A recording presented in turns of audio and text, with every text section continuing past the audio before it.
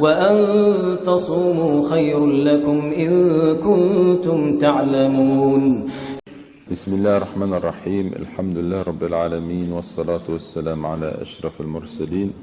نشهد أن لا إله إلا الله وحده لا شريك له، ونشهد أن محمدا عبده ورسوله وخليله وصفيه وحبيبه صلى الله عليه وسلم. أيها الإخوة والأخوات، السلام عليكم ورحمة الله وبركاته. Mes chers frères et sœurs d'Islam, mesdames et messieurs, donc j'ai le plaisir ce soir d'être parmi vous et je remercie l'association des musulmans ou des jeunes musulmans de Moret pour cette invitation. En réalité, le thème qui m'a été proposé est extrêmement vaste et très important, et plutôt que de l'aborder de façon théorique, il me semble qu'il est plus utile ce soir d'essayer, puisque je pense que la plupart des personnes qui sont ici présentes, d'essayer de faire en sorte de nous poser un certain nombre de questions sur la nature de notre engagement, sur nos responsabilités. Et puisque j'observe que dans cette salle, il y a surtout des jeunes personnes, également, quelle doit être cette prise de conscience en tant que musulmans vivant dans une société occidentale, comment devons-nous travailler, nous engager et vivre en quelque sorte pour l'islam. Et à ce propos, j'aimerais rappeler un hadith qui est authentique et que vous connaissez, dans lequel le prophète alayhi salatu wassalam dit qu'il existe 7 catégories de personnes que Dieu couvrira de son ombre le jour où il n'y aura d'ombre que son ombre. C'est-à-dire le jour où la situation sera critique, jugement dernier, les hommes se retrouveront devant leur Créateur, et ce que dit la tradition islamique, c'est que pendant cette phase difficile, il est des hommes, des femmes qui seront à l'ombre du très miséricordieux, le jour où il n'y aura d'ombre que son ombre. Et le prophète va énumérer les 7 catégories de personnes. La première catégorie, c'est un imam qui est juste.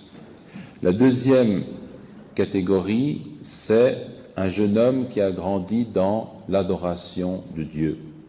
La troisième catégorie, c'est quelqu'un dont le cœur est attaché aux mosquées, c'est-à-dire qui aime les mosquées, qui aime y rester, y prier, y adorer son Créateur.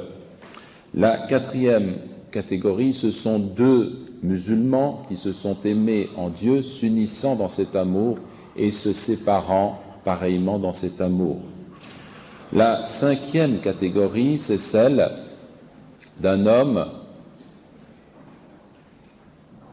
qui est invité par une femme de très haut rang, très belle, à commettre zina, la fornication, et qui dit « Inni akhafullah » je crains Dieu, et qui choisit volontairement de ne pas commettre ce péché, et donc qui résiste au moment le plus critique, le moment où il pourrait tomber dans ce péché, de façon à naître en fait sans être inquiété en quelque sorte. La 6e catégorie, c'est un homme qui a fait l'aumône de son bien en cachant cette aumône à tel point que sa main gauche ignore ce qu'a donné sa main droite.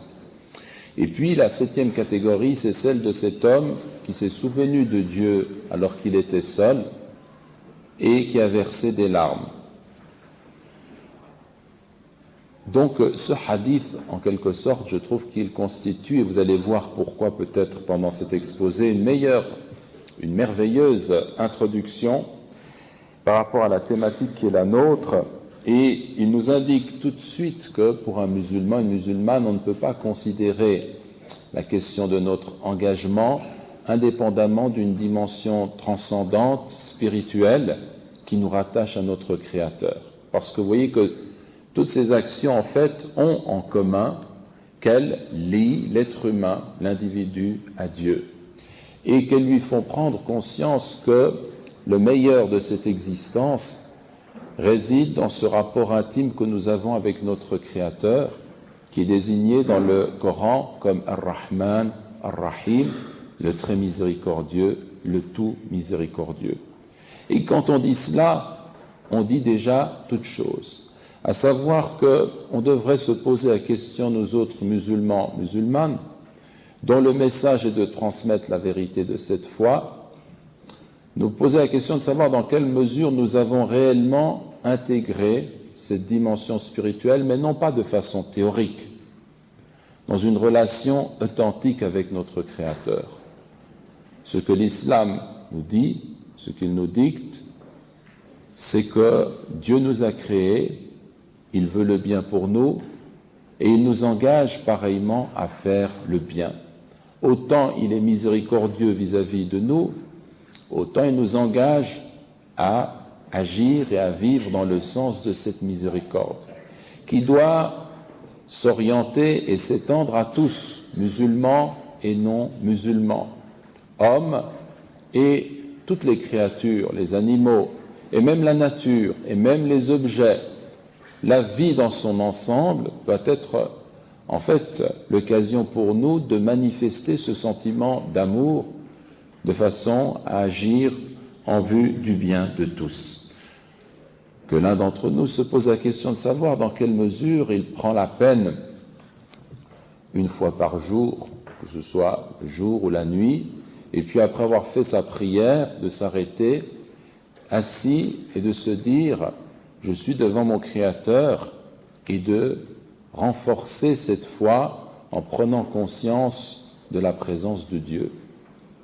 Lorsqu'on a demandé au messager de Dieu, alayhi salatu wassalam, qu'est-ce que al-ihsan, la bienfaisance, le bien faire, l'excellence, le mot ihsan, c'est un mot arabe qu'il est très très difficile de traduire, eh bien, il a répondu, c'est que tu adores Dieu comme si tu le voyais, car si tu ne le vois pas, lui te voit. Vous voyez, la réponse, elle est tout de même surprenante, parce que quelqu'un pourrait s'attendre à une réponse classique du genre, c'est de faire le bien pour les autres, c'est d'agir dans ce sens-là. Le mot ihsan comprend l'idée de la bienfaisance, mais il comprend aussi l'idée du bien faire. Il comprend aussi l'idée de l'excellence dans le sens de la spiritualité, c'est-à-dire mettre notre relation avec notre Créateur au-delà de tout, comme étant l'essentiel. Alors que l'un d'entre nous se pose la question de savoir quand prend-il la peine de nourrir ce lien et quand il est seul avec Dieu, de méditer sur sa majesté, sur sa grandeur, sur sa miséricorde, sur cet amour qui nous lie à Dieu et qui est l'essence même de l'islam, qui est le secret même du message de l'islam. Et si nous en sommes privés, si notre vie en tant que musulmans et musulmanes, c'est d'aller à la mosquée, de faire mécaniquement sa prière pour se dire « j'ai fait ma prière, ouf, et maintenant je peux passer à autre chose », ou si c'est de suivre un exposé en écoutant quelques idées que donne habilement ou non un conférencier venu d'ailleurs, et puis cogiter, penser, réfléchir et débattre, tout cela finalement c'est secondaire, ça n'a pas de réelle importance. La seule chose qui soit essentielle, la seule chose qui soit fondamentale, c'est notre amour de Dieu, c'est notre relation avec notre Créateur, et c'est ce lien qui doit nous unir à lui dans le sens vraiment d'une prise de conscience. Dieu veut le bien pour nous, il est le très miséricordieux, le tout miséricordieux. Et c'est pourquoi vous observez que celui qui, étant seul, verse des larmes, فَفَاضَتْ عَيْنَاهُ يعني من الدمع ذكر الله ففاضت عيناه, en mentionnant, se rappelant Dieu, il s'en souvient avec son cœur et il pense et il a une conscience très forte de cette présence, de cette réalité, de cette vérité. Et il sait que chaque chose qui lui est donnée, le regard, la vie, la respiration, la pensée, vient du très miséricordieux. Et il sait que Dieu l'interpelle et l'appelle et lui dit « Mon adorateur, je t'ai créé pour mon adoration, pour me reconnaître, m'aimer, te rapprocher de moi. » Et pense à cette éternité, cette majesté, et se met à pleurer. Alors voilà une question qui est importante, voilà une interpellation qui est importante pour nous, et je ne peux que vous inviter à une réflexion profonde, une méditation en ce sens, en nous disant Mais où et quand et comment est-ce que je me suis retrouvé vraiment dans cette situation décrite là à la fin de ce hadith? Et l'éveil du cœur, c'est l'essentiel de notre engagement social. Parce que si nous n'avons pas cette énergie spirituelle, le message que l'on va transmettre, il ne sera pas perçu pour ce qu'il est en réalité. Que personne ne vienne dire, mais en réalité, j'ai beau essayer d'approfondir ma prière, lire le Coran, écouter les sermons, je constate que mon cœur est très très dur, très fermé. En réalité, notre cœur, il est porteur d'une émotion, d'une sensibilité. Par exemple, comme le dit très très bien le cheikh Ibrahim Ed-Douaïch, dont je m'inspire pour cet exposé en partie, lorsque l'un d'entre nous regarde une fiction à la télévision, une histoire romancée qui se termine par quelque chose de bouleversant, il verse des larmes ou bien il sent une émotion qui est très très forte. Et cela signifie qu'en réalité, il y a quelque chose dans le cœur de l'être humain qui ne demande qu'à être éveillé. Alors, il faut orienter cette émotion dans le sens d'une relation directe avec notre Créateur. La jeunesse également, quand on se questionne sur les devoirs, les droits, c'est une étape qui est très très difficile, très pénible, à savoir que c'est l'époque de la fragilité, de l'angoisse, de l'inquiétude, de la révolte et parfois même du rejet. Et les jeunes gens sont en proie à toutes sortes de vices qui leur sont proposés. La boisson, la fumée, la drogue, la fornication, donc les relations hors mariage. Vous savez que tout cela est autorisé et permis dans la société où nous évoluons. Et ils sont également agressés de toutes parts. Ils sont agressés au niveau des films, au niveau des journaux, au niveau d'une société qui est permissive. Et tout cela contribue, bien entendu, à l'endurcissement du cœur. Pour savoir où j'en suis en tant que musulman, il y a également ce rapport avec la mosquée. J'ai un devoir par rapport à cette communauté et la mosquée doit jouer un rôle essentiel.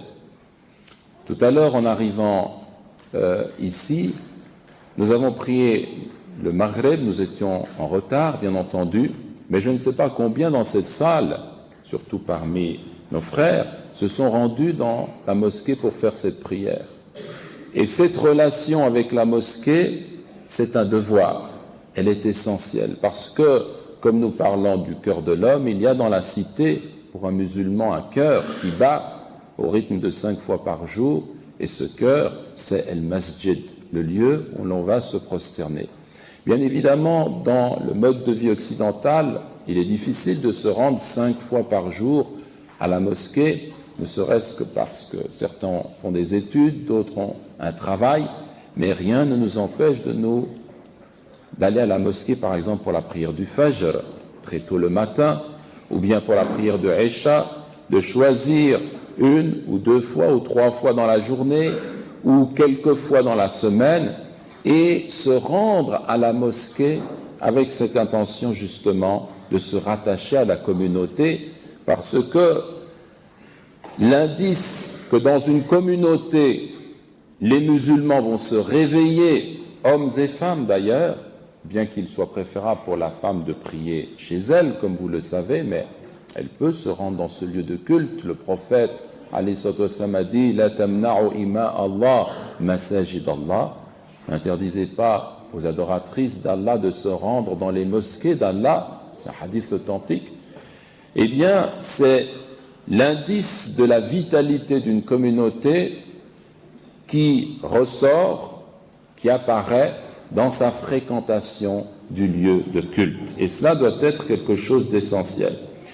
Et la prière du Fajr, une chose que j'aime à dire et à répéter, nous autres musulmans, lorsque nous considérons la situation de nos frères de par le monde, en Palestine, où ils sont massacrés par une armée inhumaine, par un criminel de guerre, Sharon, qui n'hésite pas à détruire des maisons avec leurs habitants, qui se livre à toutes sortes d'exactions que vous connaissez jour après jour, et alors que la communauté internationale observe ces violations flagrantes des droits humains sans réagir. Et puis, bien entendu, pour nous autres musulmans, cela est extrêmement pénible et on aimerait réagir, faire quelque chose. Et puis, si quelqu'un vient à nous et nous demande « Mais qu'est-ce que l'on peut faire ?» Nous voulons agir, nous voulons travailler pour cette cause palestinienne. Et bien entendu, aujourd'hui, pour la cause irakienne, pour la cause des Tchétchènes, pour la cause de tous ceux, musulmans ou non musulmans d'ailleurs, qui sont persécutés par un système pour lequel le pétrole a plus de valeur que le sang des innocents et le sang même des enfants. Voilà dans quel système mondial, ordre mondial, on se trouve, devant quel système on se trouve, et qui en réalité se traduit par des formes de barbarie inqualifiables. Et que faire? Alors si quelqu'un un jour vient vers vous et vous demande que faire pour la Palestine, dites-lui, est-ce que tu as prié le Fajr? Et attendez la réponse, parce que cela est très très important. Est-ce que tu es de ceux qui parlent? Parce que nous sommes très forts pour parler. Nous sommes très forts pour nous lamenter. Nous sommes très forts pour observer la situation de cette communauté ici même, autour de nous et ailleurs, et au niveau international, et débattre. Mais l'action, mais l'engagement réel, mais la prise de conscience de mon devoir de musulman, qui passe avant tout par le fait de me lier à Dieu, eh bien c'est quelque chose qui échappe à beaucoup. Est-ce que tu as prié le Fajr? Ou bien est-ce que tu es de ceux qui, en réalité, parlent et ne mettent pas en pratique l'islam? Il y a beaucoup de jeunes également, et ça c'est un autre thème qui est abordé ici, c'est Esh-Shahwa, la passion, le désir. Vous savez que nous évoluons dans une société qui est permissive. Et dans cette société, un jeune a le droit, bien entendu, d'entretenir des relations sexuelles en dehors du mariage. La chose ne lui sera jamais reprochée. Par contre, si l'on revient au principe même de la foi juive ou de la foi chrétienne ou de la foi musulmane, eh bien on sait très très bien qu'il y a des limites qu'on ne doit pas franchir et que toute relation hors mariage est quelque chose qui est dénoncé ou rejeté ou condamné, mais le mot est peut-être un peu fort aujourd'hui. Je comprends la sensibilité de ceux qui, n'étant pas juifs, musulmans ou chrétiens, les libres penseurs verraient dans cette idée de condamnation quelque chose de trop sévère. Bien, mais peu importe les mots, ce qui est essentiel ici, c'est de savoir que le musulman répond à une éthique. Et l'on sait que l'islam nous engage à la maîtrise de nos pulsions, par le fait de baisser le regard, par le fait de ne pas se laisser entraîner sur une mauvaise voie. Et alors, des jeunes viennent vers nous et nous disent « Oui, mais c'est très très difficile, je n'arrive pas à m'en sortir, je suis constamment aux prises avec ce type de tentation. » Et très souvent, on se trouve démunis pour répondre, surtout des parents qui sont complètement dépassés par le contexte dans lequel évoluent leurs enfants. Et à cela, nous devons répondre très clairement. Mais si tu regardes des films dans lesquels on expose des scènes qui ne sont pas conformes à l'éthique musulmane, si également tu regardes des revues et tu te laisses entraîner à observer certaines choses et tu écoutes des chansons à caractère sexuel et que chaque fois que ces choses-là te sont présentées, tu te laisses entraîner, eh bien il est évident que tu ne pourras vivre que dans un état d'excitation fantasmée continuelle et qui sera très difficile d'assouvir autrement que par des voies qui ne sont pas toujours les meilleures, quitte même à tomber justement dans ce péché de la fornication. Pense alors à ce noble prophète, messager de Dieu, Youssouf, Joseph, qui était chez la femme de l'intendant d'Égypte et qui était son serviteur, son esclave. Et cette femme était une très grande beauté, elle avait un haut rang, et en même temps, elle voyait ce jeune Youssouf grandir, évoluer, qui était d'une beauté remarquable, comme nous le dit notre tradition. Et ce qui s'est produit, c'est que Youssouf, lorsqu'elle a fermé les portes, et lui a dit « Haytalak, viens à moi », et qu'est-ce qu'il a dit ? « Ma'adallah, je cherche protection auprès de Dieu et il a fui justement cette tentation. Et c'est là qu'il y a une épreuve. Aujourd'hui, dans le monde dit moderne, évolué, pour qui les musulmans sont encore à vivre dans une sphère plus ou moins primitive, eh bien on considère que c'est tout à fait dépassé. Et pour nous, musulmans, c'est exactement le contraire. C'est là où Dieu nous observe et mesure notre foi, notre piété, notre crainte, dans l'idée de respecter ses limites. Pourquoi ? Parce qu'un musulman refuse de tomber dans le désordre sexuel.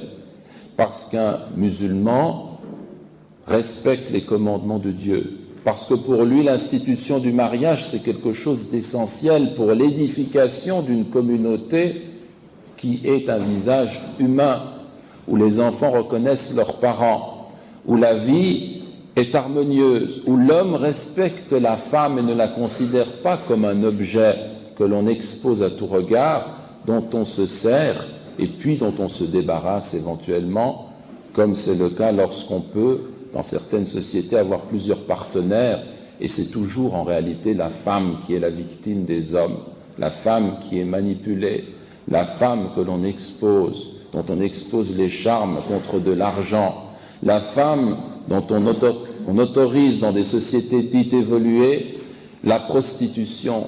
Rien de plus terrible, de plus horrible que de voir ces êtres vendre leur corps. Ces créatures de Dieu, ces créatures nobles, se trouver dans un contexte où elles sont obligées très souvent, le plus souvent, de vendre leur corps contre de l'argent. Eh bien, cela n'est pas humain, c'est une forme d'esclavage à l'évidence. Et donc, voilà ce que nous pouvons dire à cette jeunesse et aux musulmans. Kun aqilan, sois raisonnable, sois sage, comprends le sens même du message de l'islam. Impose-toi une certaine discipline au niveau de la morale et fais en sorte de t'écarter de toutes ces voies qui sont nuisibles et mauvaises. D'ailleurs, l'islam a facilité pour cette raison le mariage, et cela aussi c'est un droit qui est reconnu aux musulmans et aux musulmanes dans une société. Un jour, le prophète, alayhi salam, s'est adressé aux jeunes, et il a dit aux jeunes gens, assemblés les jeunes, celui qui parmi vous peut se marier, donc on a les moyens, que ce soit au niveau physique ou au niveau financier, bien qu'il se marie, et celui qui ne le peut pas, eh bien qu'il jeûne, car le jeûne lui tiendra lieu de tranquillisant. Donc il y a là une indication qui est très très importante, à savoir que l'islam a institué le mariage pour les musulmans et les musulmanes, et il faut le faire le plus tôt possible selon les possibilités, et surtout ne pas se freiner ou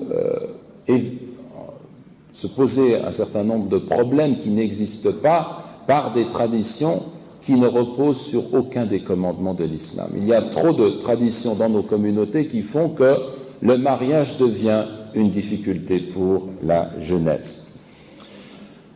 Un autre thème qui est intéressant, c'est celui du sport. Et il faut savoir que le prophète, alayhi salam, eh bien, nous a montré que le sport était quelque chose qui est encouragé par l'islam, comme l'équitation, ou bien la natation, ou bien le fait de lancer des projectiles, et ainsi de suite. Et on le voit dans la tradition qui lui-même, alayhi salam, faisait la course avec Aïcha, la course à pied. Et donc, un jour, Aïcha l'avait devancé, alayhi salam, et puis plus tard, lorsqu'elle a grandi, elle a pris du poids, c'est lui qui l'a devancé et lui a dit cette victoire contre l'autre. Et à travers cet événement, on voit qui était le prophète, quelle était, alayhi salam, sa personnalité. À savoir qu'il jouait, qu'il plaisantait, qu'il avait des rapports avec ses épouses comme n'importe quel homme, et qu'il nous donne l'exemple également à ce niveau-là du fait que l'islam est ouvert sur toutes sortes d'activités où l'homme peut se divertir, où l'homme peut se ressourcer, retrouver une certaine énergie et surtout, au niveau physique, développer ses facultés. On sait que les compagnons pratiquaient par exemple la course de chameau Et il y a beaucoup d'exemples où le sport était pratiqué par les musulmans. Mais ici, il y a une chose qui est importante et intéressante. Et le cheikh dont je vous ai parlé donne l'exemple d'un terrain où il y aurait des joueurs de football qui se font un match, et à un moment donné, en plein milieu de la partie, on note les 2 buts. Et ce qui arriverait à ce moment-là, si on imagine cette situation, c'est que, en réalité, il n'y aurait plus de sens à ce jeu, à cet échange entre les 2 équipes. Eh bien, dans l'islam, même le fait de pratiquer le sport, c'est un moyen, c'est un acte d'adoration à partir du moment où un croyant, une croyante agissent dans le but de se donner de la force. Car la force physique est aimée. La force physique me permet d'agir dans la société, de travailler pour la cause de l'islam. La force physique me permet aussi d'adorer Dieu, de passer un certain temps en prière et de me livrer à des œuvres cultuelles que je ne pourrais pas accomplir si je suis faible. Mon corps est une monture, mais l'essentiel, c'est l'âme. Et un cheikh disait à ce titre que si on prend une personne qui s'appelle Pierre, par exemple, et on coupe, ce Pierre a un accident, on est obligé de lui amputer le bras. On continuera à l'appeler Pierre. Et puis, cet homme a un accident et il faut lui amputer les 2 jambes. Et il vit toujours et on l'appellera Pierre. Et puis, il y a une ablation du rein ou bien d'un membre quelconque dû à une maladie. Tant qu'il est vivant, tant qu'il est bien portant, on appellera cet individu Pierre. Mais s'il meurt, si c'est son âme qu'on lui retire, et qu'il ne reste qu'un cadavre qu'il faut vite enterrer, alors on n'appellera plus ce corps Pierre. On sait bien que Pierre, c'est autre chose. Ça veut dire en réalité, à travers cet exemple intéressant, à mon sens, que l'essence même de l'être humain, c'est la spiritualité. C'est l'âme, c'est l'esprit, c'est ce qui fait que nous sommes des êtres humains.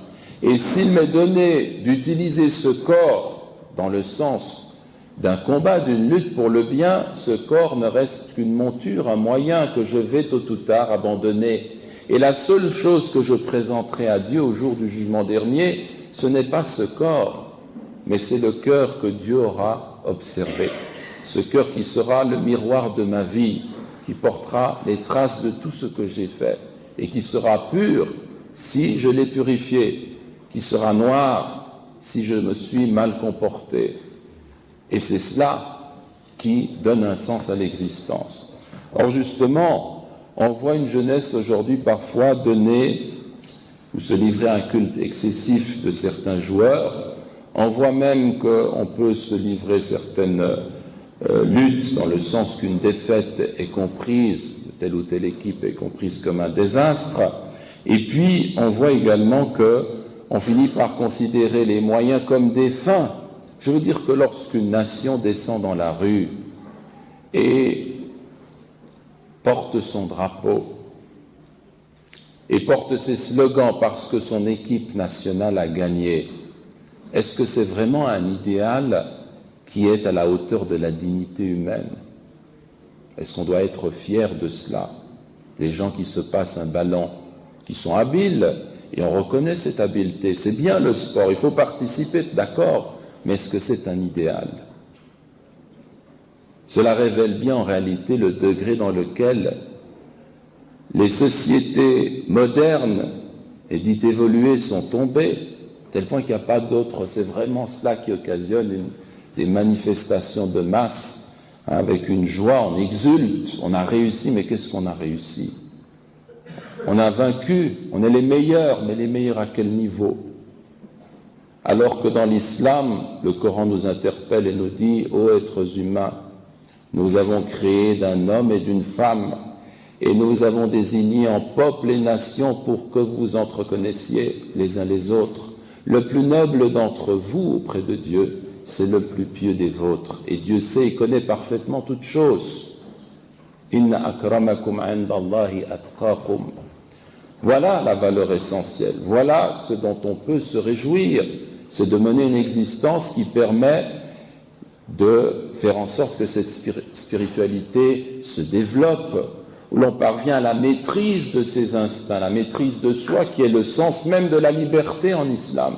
La liberté, ce n'est jamais de faire tout ce qui me passe à l'esprit, tout ce que je veux, tout ce que je désire, développer mes instincts qui sont les plus bas, l'instinct de domination au niveau d'une sexualité excessive, l'instinct également qui me dicte que je serai heureux quand j'aurai amassé des biens encore et toujours. Et l'islam vient pour nous dire non, tout cela ce sont des moyens. Posséder des biens, rien de plus légitime, mais de façon qui corresponde à la vérité, à l'éthique de l'islam, sans voler, sans s'approprier le bien d'autrui. Avoir une vie sexuelle épanouie, oui, d'accord, mais dans le cadre du mariage et selon les règles de l'islam. Prendre des responsabilités au sein de la communauté, oui, mais en respectant le droit, les devoirs de chacun et sans chercher à dominer l'autre ou sans chercher justement à se donner, se livrer à cette sorte de volonté de puissance qui aujourd'hui guide les grands de cette planète. Pourquoi est-ce qu'on observe que le criminel de guerre, Bush, s'en prend au criminel de guerre Saddam? C'est parce qu'il y a une volonté là de puissance, s'approprier le pétrole et le bien de nation, asseoir son autorité dans cette région, au nom de quoi? Au nom de quelle valeur, de quel principe? Ce sont des loups qui viennent déchirer, voler le bien d'autrui. Et l'on voit que les démocraties aujourd'hui sont complètement impuissantes devant cet état, devant le fait accompli. Alors on peut se poser des questions sur la question de savoir comment se fait-il que des démocraties et que des organisations comme l'ONU, dont le rôle est justement de défendre le droit international, se trouvent complètement dépassées par l'impérialisme aujourd'hui qui n'a de pendant que le nazisme il y a quelques années, parce que la démocratie a conduit à engendrer en Europe des monstres. Et cela se reproduit malheureusement. Cela ne signifie pas que nous autres musulmans nous rejetons la démocratie, pas du tout. En tant que musulmans vivant dans les sociétés occidentales, nous la respectons et nous nous conformons à ces principes, mais nous voulons dire qu'il se peut que la démocratie et les principes de la laïcité de la République, si ces principes ne sont pas rattachés quelque part au niveau des individus qui constituent cette République, ne sont pas rattachés à la transcendance qui impose à l'homme de respecter certaines limites, alors tôt ou tard on s'oriente vers des formes de désordre dont nous sommes les témoins malheureusement.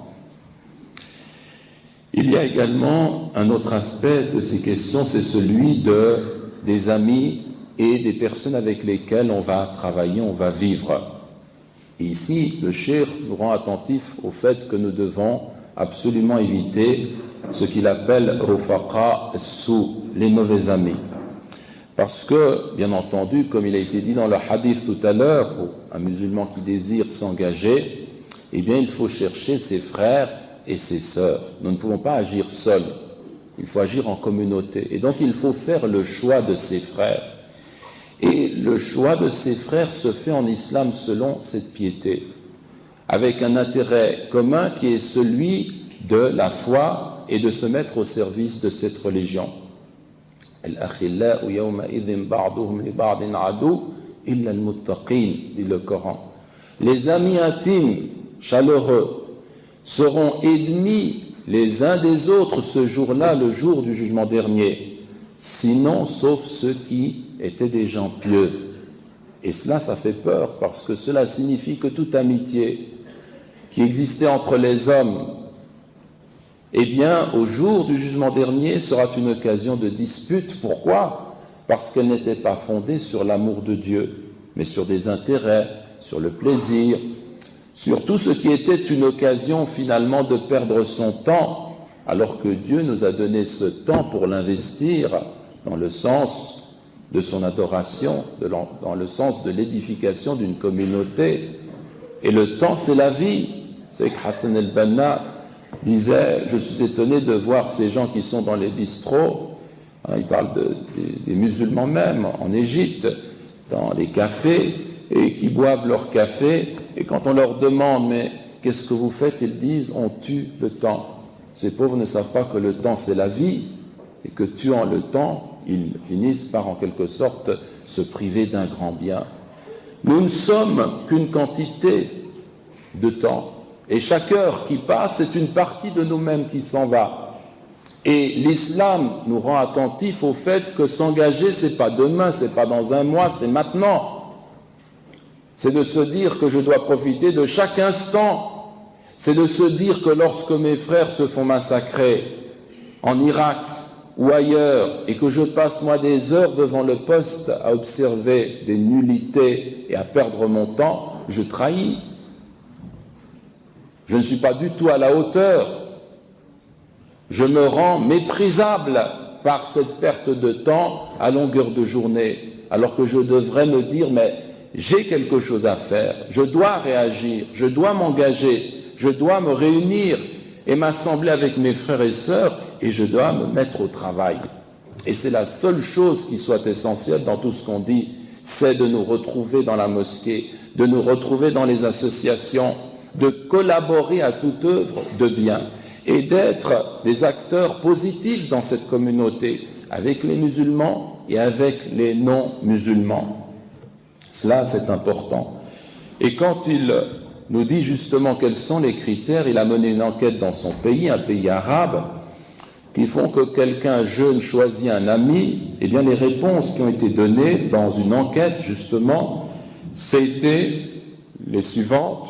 L'ami que je choisis, c'est celui qui me respecte, ou bien celui qui a les mêmes goûts que moi, ou bien même celui qui a le câble ou la parabole, et c'est avec cet ami que je vais me lier. Bon, en réalité, on sait très très bien que ce qui fonde en général l'amitié, c'est une situation de proximité. On se retrouve avec des gens à l'école, ou sur les bancs d'université, ou au travail, et cela occasionne des liens qui peuvent se renforcer. Mais en islam, il est nécessaire de choisir ses frères. Il est nécessaire de se lier et de chercher ceux qui sont au premier rang et qui ont compris le sens de leur vie et de leur action dans cette communauté et qui ont choisi de s'engager positivement. Et il nous donne ici l'exemple d'un jeune homme qui avait un comportement assez exemplaire au départ et puis qui s'est lié avec d'autres musulmans ou d'autres personnes qui ne pratiquaient pas. Et puis, il observait que ces personnes se livraient à des activités qui étaient contraires aux principes de l'islam. Ils pouvaient se rendre à tel lieu, aller au dancing ou ailleurs, et lui-même se disait « je les fréquente pour telle activité ou telle rencontre, mais je n'irai jamais si loin ». Et au bout d'un certain temps, il s'est rendu compte que progressivement, il se laissait entraîner par eux, et qu'il a commencé à faire exactement ce qu'il faisait, l'alcool, la drogue, et même plus loin, des rencontres qui ne sont pas licites. Et puis il en est venu à vouloir se suicider, il a fait une tentative, et il dit qu'au bout du compte, j'ai fait le malheur de mes parents, de ma famille, de ma mère, de tout mon entourage, parce que j'ai glissé progressivement sur cette mauvaise pente. Et le résultat, c'était une détresse réelle et complète. Et en fait, le début de cela, c'est qu'il s'était lié avec des personnes qui ne priaient pas, qui avaient délaissé complètement le culte et l'adoration de Dieu. Et vous voyez comment on se laisse entraîner. Et c'est pourquoi il est nécessaire de ne pas ouvrir cette porte-là, de choisir ses frères et ses sœurs, comme je l'ai dit tout à l'heure. Parce que l'islam nous encourage à goûter la fraternité, el-ukhuwa. Et cette fraternité se fonde en Dieu. Deux hommes qui se sont aimés en Dieu, qui se sont unis en Dieu et qui se sont séparés dans l'amour de Dieu. Et le prophète nous a dit, alayhi salam, al-mar'u ala dini khalili. L'homme a la religion de son compagnon. Ça veut dire qu'en fréquentant quelqu'un, on en vient à adopter ses mœurs et avoir ses convictions progressivement. Donc il faut choisir ses amis. Et un jour, un compagnon, plutôt un tabi'i, donc quelqu'un qui a succédé au compagnon qui était avec le prophète Mohammed, s'était rendu dans une mosquée à Dimashq et il a vu un groupe d'hommes. Et au milieu de ces hommes, il a vu quelqu'un qui avait des dents très très blanches. Et quand ces gens discutaient dans la mosquée, parfois il y avait un différend entre eux et se tournaient vers cet homme qui tranchait aussitôt ce différend. Et puis, il a demandé qui est cet homme. On lui a dit, cet homme c'est Mu'adh ibn Jabal, radiyallahu anhu. Mu'adh ibn Jabal, un très très grand compagnon du prophète, alayhi salatu wassalam. Et puis, le lendemain, il s'est rendu à la mosquée, il l'a trouvé en prière, il avait devancé tout le monde. Et puis il a attendu qu'il finisse sa prière et il s'est approché de lui. Et puis il lui a dit, Wallahi inni uhibbuk. Par Dieu, vraiment, je t'aime. Et puis Mu'adh l'a regardé et lui a dit, ah Allah, par Dieu, vraiment, tu m'aimes. Allah uhibbuk. Wallahi uhibbuk. Oui, je t'aime par Dieu. Allah, oui, par Dieu, je t'aime. Vraiment, par Dieu, tu m'aimes.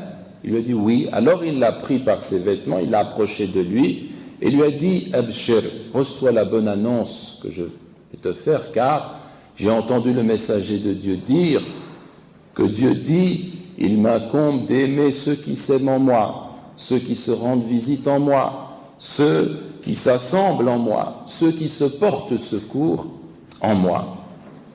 Et ce Mu'adh ibn Jabal, c'est ce même homme qui, quelque temps auparavant, s'était retrouvé avec le prophète, et le prophète, alayhi salatu wassalam, lui avait pris la main et lui avait dit, ô Mu'adh, je t'aime, n'oublie pas de dire, après chaque prière, Allahumma a'inni ala dhikrika wa shukrika wa husni ibadatik, c'est-à-dire, ô Dieu, aide-moi à me souvenir de toi, à te remercier et à t'adorer de la meilleure façon.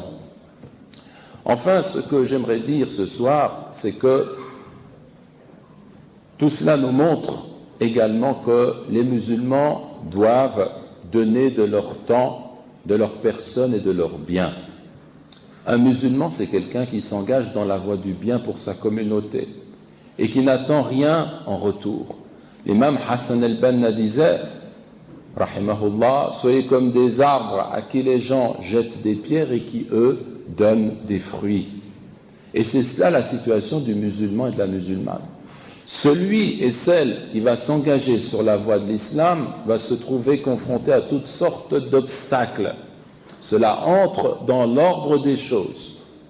Et cela viendra des non-musulmans parfois, mais aussi et très souvent des musulmans eux-mêmes. Ce qu'il faut, c'est développer une énergie, nous ressourcer avec cet amour qui consiste à se dire, bon maintenant, au lieu de toujours prendre, je vais donner. Et lorsque je vais donner, je donnerai sans attendre en retour que l'on me donne. Je vais offrir tout ce que je peux au niveau de ma personne, de mes facultés, de mes possibilités, de mon argent, de mes biens, pour soutenir telle et telle cause. Je vais m'engager concrètement dans la vie communautaire. Et cela, c'est ce qu'on appelle el-badl. El-badl, c'est vraiment le fait de donner dans la voie de Dieu, de se donner en réalité.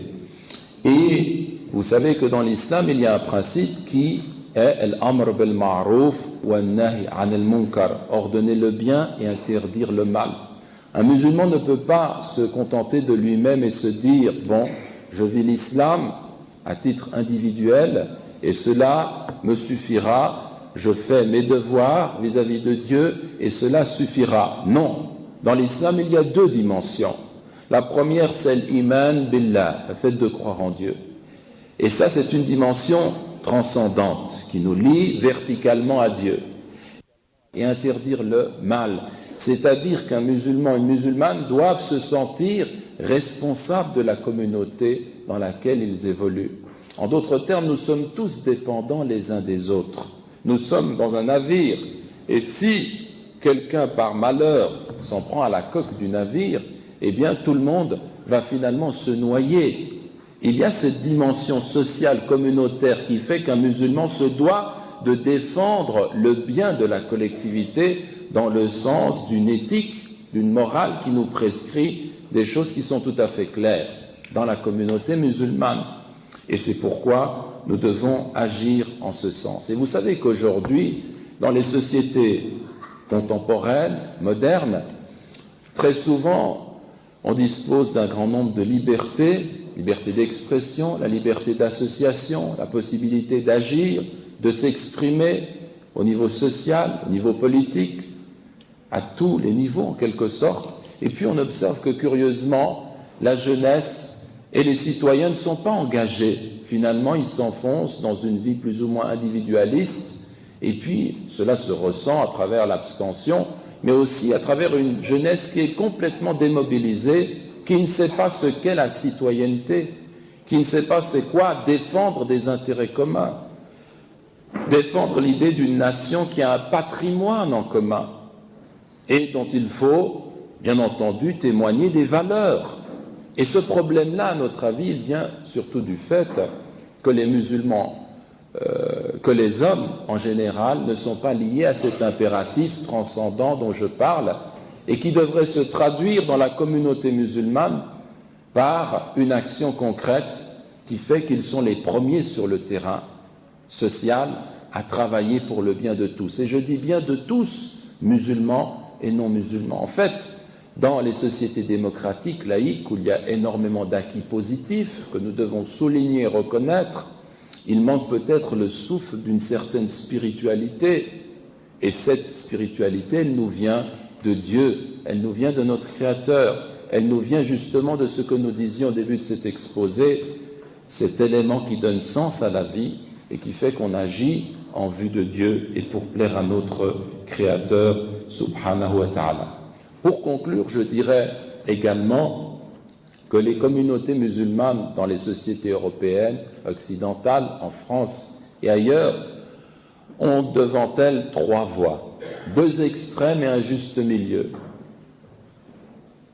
Un extrême, l'assimilation, c'est-à-dire à court ou long terme le fait de nous assimiler complètement à la communauté dans laquelle nous vivons, dans le sens où on perd notre identité musulmane, nos repères, nos valeurs, et cela serait désastreux. L'autre extrême, le fait de vivre dans un ghetto, le repli communautaire, nous disant on est trop différents, nous devons nous organiser et faire en quelque sorte qu'il y ait une sorte d'État dans l'État. Et ça aussi, ce n'est pas bon, parce que, en ce sens, on va se distinguer, et ce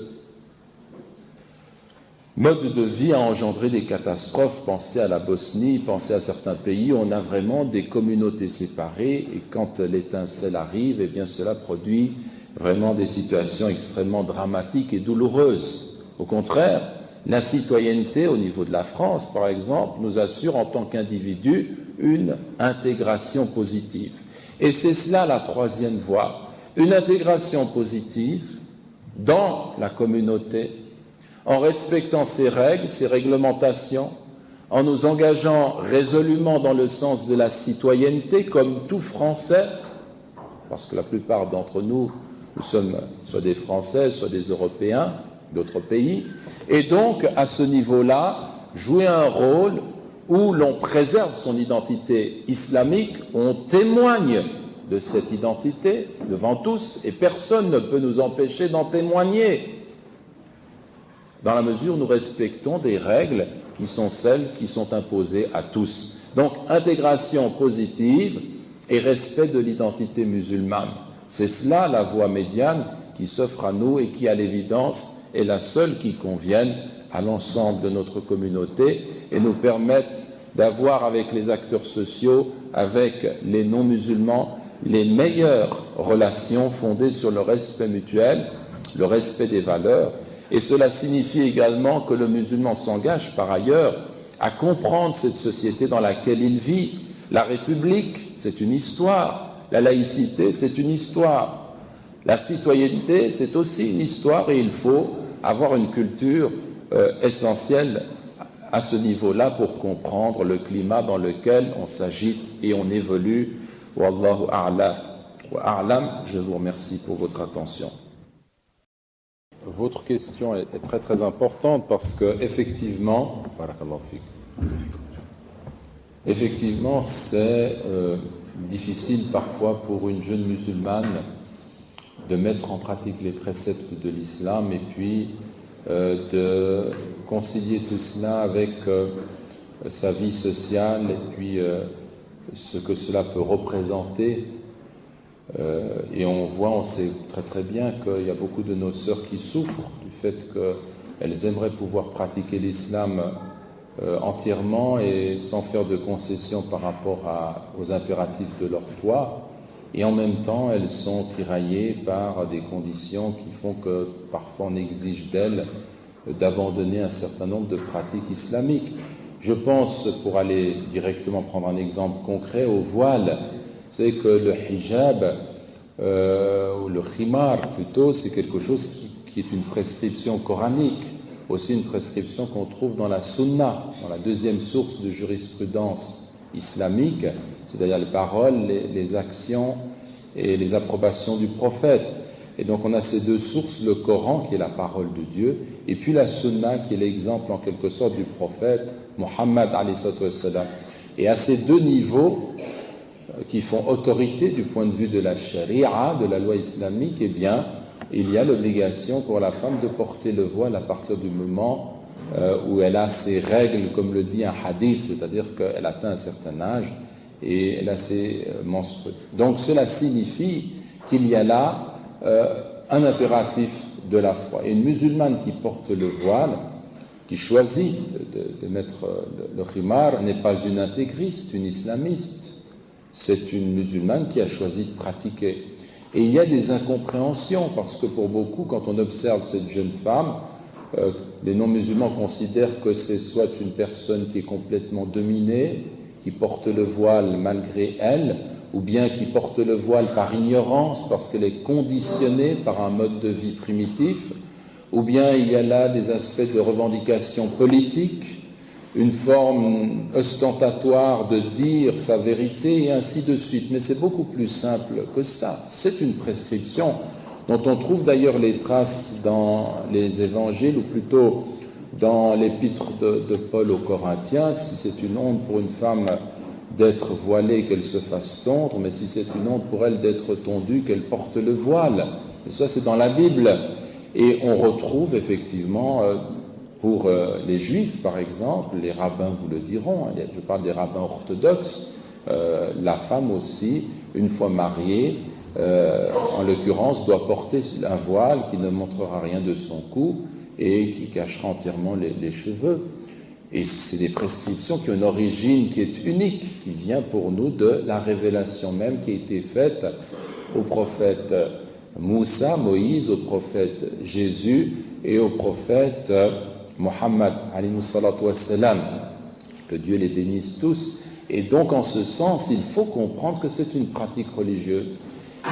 Ce qui est difficile pour ces jeunes sœurs, et je reste sur cet exemple, mais il y aurait tellement d'autres choses à dire, c'est le fait qu'elles ressentent parfois cette envie de mettre en pratique leur foi, et en même temps l'incompréhension du milieu dans lequel elles évoluent, et cette incompréhension qui repose sur une ignorance complète des valeurs de l'islam, puisqu'on associe le voile à une sorte de soumission abjecte à des impératifs auxquels qu'elle ne pourrait même pas comprendre, comme si elle devait finalement être manipulée comme un objet.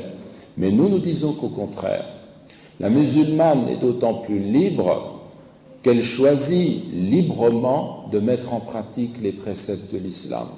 Et ça, c'est une valeur qui est la nôtre, à savoir que la liberté authentique pour un musulman, pour une musulmane, c'est d'abord de se soumettre à Dieu. Alors que vous observerez le schéma inverse, à partir du moment où quelqu'un désobéit ou s'écarte des commandements divins, eh bien il va en venir à une situation, il va se soumettre lui à autre chose, et en ce sens il va être aliéné à l'image qu'il doit donner de lui-même, par exemple. Je crois que les femmes sont victimes de la mode, la femme objet qu'on dit libérée est victime d'une forme d'esclavage infiniment plus subtile que celle qu'on prétend découvrir dans l'islam, dont on ignore tout par ailleurs.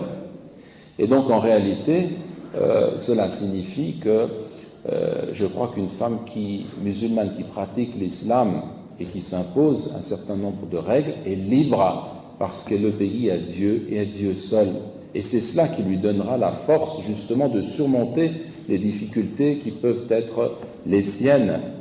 Et la même chose pour les musulmans d'ailleurs, c'est de se dire mais j'agis ainsi au nom de ma foi, de mes convictions profondes, et personne ne doit m'imposer le contraire.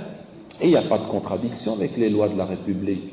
Les lois de la République, de la laïcité, défendent la liberté d'expression religieuse, absolument, à tous les niveaux, défendent la liberté de culte. Pourquoi donc faudrait-il aller contre ces libertés essentielles? Parce que c'est l'islam, parce qu'il y a 2 poids, 2 mesures, parce que quand c'est la communauté musulmane, on peut interdire là où ailleurs on n'interdit pas, et ainsi de suite. Non, il faut une égalité de tous, nous sommes tous des citoyens, nous respectons les lois de cette République qui garantissent la liberté de choix, de culte pour chacun.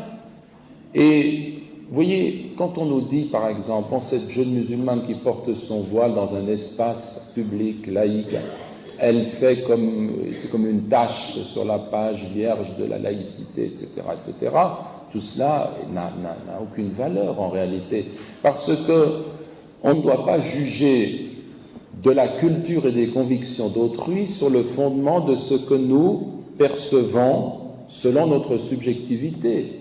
Je veux dire par là que si pour le français moyen, certaines personnes qui ne savent pas ce qu'est l'islam, le voile est synonyme de soumission, de répression, de revendication politique, c'est qu'ils ne comprennent pas l'islam.